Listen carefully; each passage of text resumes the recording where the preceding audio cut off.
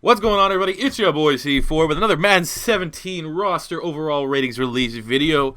Before the top of the video, we're going to say 40 likes and I'll upload the next one immediately. If you're new to the channel, please subscribe now if you like the stuff that you're seeing. We're trying to hit 15,000 subs by the time Madden 17 comes out. Today, the premise of the series, there's two goals. Number one, if next year's game sucks, you'll be able to download these rosters, these community rosters, at the completion of this series for your fair use, so you don't have to worry about playing a next year's shitty game.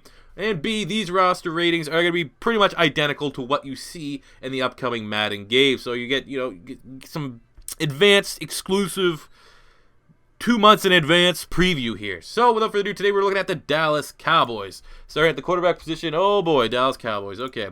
Tony Romo, only played in 4 games, 3-1 in those 4 games, 800 yards, 5 touchdowns, 7 picks. But I mean, the clavicle, you got a broken clavicle. Still giving him a 90 overall. When he's healthy, he is debatably the best quarterback in the NFC East, but he has to stay healthy, and I still don't believe it. I think he'll probably get hurt, banged up, probably around week 8 next year, and then they're going to have to rely on, I don't know who they're going to, Kellen Moore, Dak Prescott, but when healthy, Romo is good. That doesn't help in a whole lot. Now look at the running back position. Darren McFadden, 81 overall. Last year, 1,000 yards, 3 rushing touchdowns, as well as 40 receptions, 330 yards. So, I mean, 1,300 yards and 3 touchdowns. Touchdowns weren't really there, but the overall production was with the 81. But he will probably lose out, I think, to their first-round draft pick, Ezekiel Elliot, who we gave an 80 overall. Yes, I'm not overhyping all the rookies. I think there may be Tunsil's the only rookie that I have that's significantly over 80. But I think that is going to be a pretty good running back core. And then you also got to add in Alfred Morris coming over from the Washington Redskins. So there's 3. Even Dunbar. Dunbar was a good receiving back before he ended up getting hurt. Like, I think, see if I can actually see that before I move on. I just remember he had like 2 big games. I remember I picked him up in fantasy. But either way, they got some decent running backs there. I think the cream will rise to the top here. I think it'll be probably Elliott and McFadden if I had to guess. I wouldn't be surprised if one of these guys, well, obviously not Elliott, but McFadden or Morris ended up getting cut at some point. Fullback Klutz, we gave him a 74 overall. Look at the wide receivers. Dez Bryant, a 91. Dez Bryant pulling in a 91. Only started in 9 games last year, had 31 receptions, 400 yards, and 3 touchdowns. So, I mean, we can't hold that too much against him, but I still think when he is healthy, he is one of the bigger playmakers in the NFL, so 91 is fair. Then you got Terrence Williams, who we gave an 82 overall last year. Terrence Williams, 52 receptions, 840 yards, and 3 touchdowns.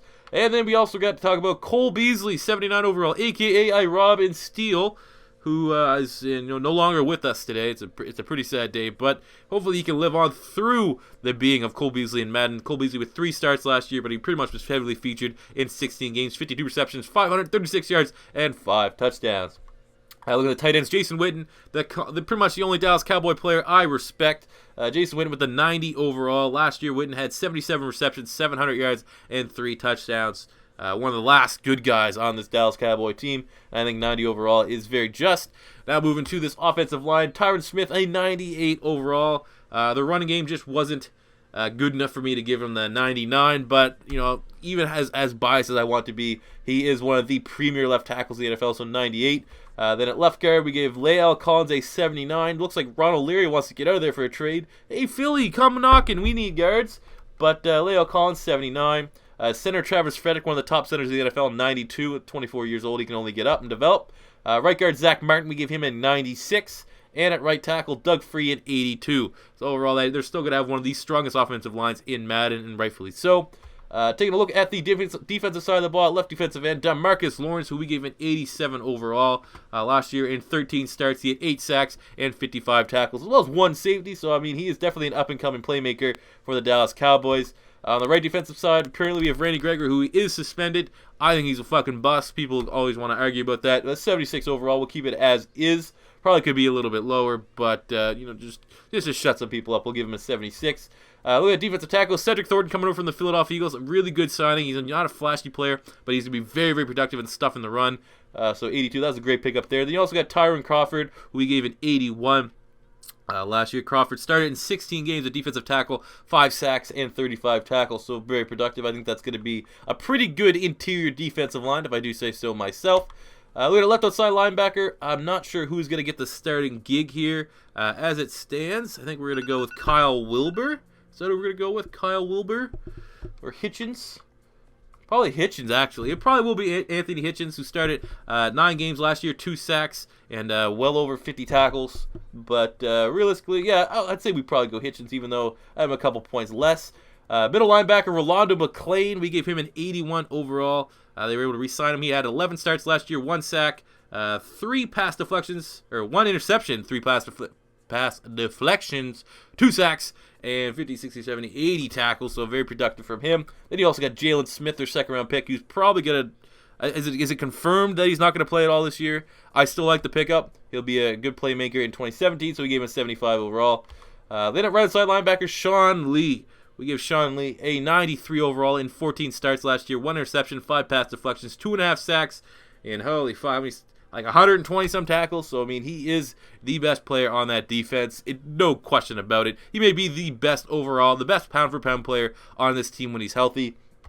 Looking at the secondary now, Orlando Scandrick, we gave him an 87 overall last year. Mr. Scandrick, what did he do?